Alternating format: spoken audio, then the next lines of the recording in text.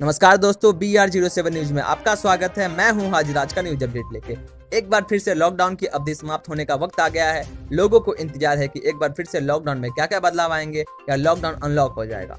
सूत्रों की बात करें तो बिहार में अब लॉकडाउन समाप्त नहीं होगा, मगर इस बार लॉकडाउन के नियमों में कुछ बदलाव होंगे जिससे लोगों को कहीं राहत मिल पाएगी।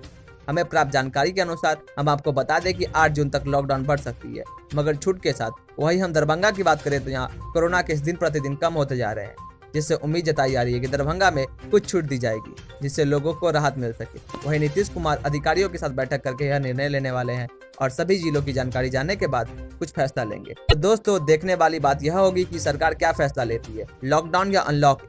हम आपको पल पल का अपडेट देते रहेंगे। आप हम पर भरोसा बनाए रखें। दरभंगा से जुड़ी हर खबर जानने के लिए हमारे चैनल BR07 को सब्सक्राइब करें, प्रेस करें बेल आइकन ताकि हमारा अपडेट सबसे पहले पहुंचा पाए। तब तक के लिए घर पे रहे, स्वस्थ रहे, सुरक्षित रहे। धन्यवाद।